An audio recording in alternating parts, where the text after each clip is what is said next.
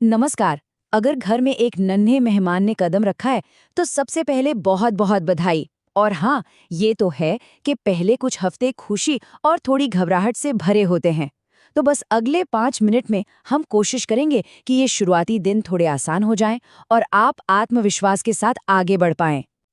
तो चलिए, सबसे पहले एक बहुत ही राहत देने वाली बात से शुरुआत करते हैं। अच्छी खबर ये है कि शिशु की देखभाल में सबसे ज़रूरी चीज़ है आपकी अपनी सामान्य समझ। मतलब कोई एक्सपर्ट होने की ज़रूरत नहीं है, बस अपने कॉमन सेंस पे भरोसा रखिए। अरे भाई, सब सीखते सीखते ही तो पेरेंट्स बनते हैं। तो पहला पड़ाव, बेबी का घर में स्वागत। ये पल यकीनन बहुत खास होता है, लेकिन थोड़ी चिंता होना भी बिल्कुल नॉर्मल है। तो चलिए देखते हैं कि इन पहले कुछ हफ्तों में क्या-क्या होने वाला है। अब आते हैं उस सबसे बड़े सवाल पर जो हर नए पेरेंट के मन में होता है। आखिर क्या नॉर्मल है और क्या नहीं? चलिए, अपने न्यूबॉर्न बेबी को थोड़ा समझने की कोशिश करते हैं। अक्सर ये सवाल मन में आता है, मेरा बच्चा इतना कांपता क्यों है? इतनी छींकें, इतनी हिचकियां क्यों आती हैं? अगर ये सवाल किसी के भी मन में है, तो यकीन मानिए वो अकेले नहीं है। तो देखिए, ये जो ठोड़ी का कांपना है, हिचकी आना, छींकना, ये सब ना बिल्कुल नॉर्मल है। असल में ये बच्चे के नर्वस सिस्टम के डेवलप होने का एक हिस्सा है, जो अभी पूरी तरह से मैच्योर नहीं है। कुछ ही महीनों में ये सब अपने आप चला जाएगा। तो टेंशन की कोई बात नहीं है। ठीक वैसे ही बच्चे का सिर थोड़ा अजीब शेप का दिखना, या नाक चपटी होना, या शरीर पर हल्के हल्के बाल होना, ये सब भी बिल्कुल नॉर्मल है। ये बस डिलीवरी प्रोसेस के टेम्पररी असर हैं जो कुछ ही हफ्तों में ठीक हो जाते हैं। अच्छा, अब 3 ऐसी चीज़ों की बात करते हैं जो अक्सर परेशान करती हैं। पहली है कॉलिक। अगर बच्चा बहुत ज़्यादा रो रहा है तो हो सकता है ये कॉलिक हो, जो आमतौर पर 4 महीने तक ठीक हो जाता है। नॉर्मल रोने के लिए पहले भूख, डायपर ये सब चेक कर लें। लेकिन, और ये सबसे ज़रूरी है, अगर बच्चे का टेम्परेचर 104 डिग्री फ़ारेनहाइट यानी 38 डिग्री सेल्सियस से ज़्यादा है तो ये एक इमरजेंसी है। इसमें बिल्कुल देर ना करें, तुरंत डॉक्टर को कॉल करें। अगला टॉपिक है फीडिंग। ये ना बच्चे की अपनी एक अलग भाषा सीखने जैसा है। तो चलिए, भूख के इशारों और कुछ बेसिक बातों को समझते हैं। देखिए, भूख के ना 3 स्टेज होते हैं। सबसे अच्छा है कि शुरुआती इशारे जैसे कि हिलना डुलना या मुंह खोलना तभी ध्यान दे दिया जाए। रोना तो भूख का आखिरी संकेत है। जब शुरुआती संकेतों पर ही फीडिंग हो जाती है तो ये प्रोसेस बच्चे और पेरेंट्स दोनों के लिए काफी आसान हो जाता है। कभी सोचा है कि नन्हे से बच्चे को इतनी जल्दी जल्दी भूख क्यों लग जाती है?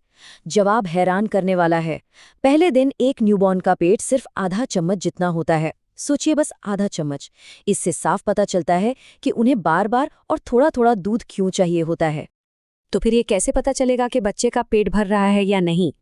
इसका सबसे भरोसेमंद तरीका है गीले डायपर गिनना।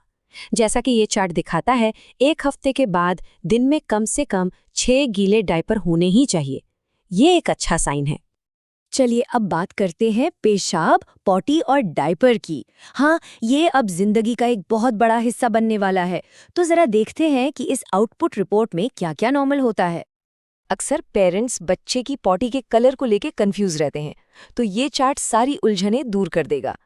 पहले दिन के काले तार जैसे स्टूल से लेकर 5वें दिन के सरसों जैसे पीले रंग तक ये सारे बदलाव बिल्कुल नॉर्मल हैं। अब हम बात करेंगे एक बहुत बहुत ज़रूरी टॉपिक की, सुरक्षित नींद और देखभाल। शायद इस पूरी बातचीत का ये सबसे महत्वपूर्ण हिस्सा है, इसलिए इसे बहुत ध्यान से सुनिएगा। सेफ स्लीप के लिए बस 2 शब्द याद रखने हैं, पीठ के बल और अकेले। इसका सीधा सा मतलब है बच्चे को हमेशा उसकी पीठ के बल ही सुलाना है और उसके सोने की जगह पर उसके अलावा और कुछ नहीं होना चाहिए।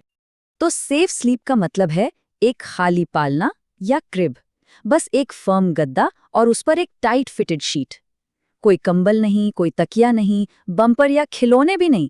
एक सिंपल सा नियम है, बच्चा कमरे में सो सकता है लेकिन बिस्तर पर कभी नहीं।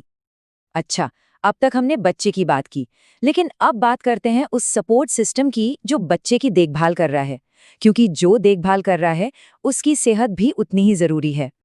तो सवाल ही उठता है कि जो इंसान बच्चे की देखभाल कर रहा है उसका क्या? डिलीवरी के बाद का जो समय होता है उसमें अपने फिजिकल और इमोशनल हेल्थ का ध्यान रखना बहुत बहुत जरूरी है। बेबी ब्लूज और पोस्टपार्टम डिप्रेशन यानी पीपीडी, इन दोनों में फ़र्क समझना बहुत ज़रूरी है।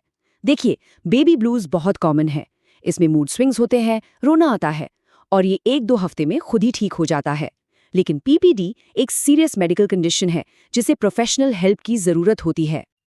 अगर बहुत ज़्यादा गिल्ट, चिंता या बच्चे से कनेक्ट करने में मुश्किल हो रही है या फिर खुद को नुकसान पहुंचाने के ख्याल आ रहे हैं, तो ये संकेत हो सकते हैं कि और सपोर्ट की ज़रूरत है। और याद रखें, मदद मांगना कमज़ोरी नहीं बल्कि हिम्मत की निशानी है। और सबसे ज़रूरी बात, कोई अकेला नहीं है।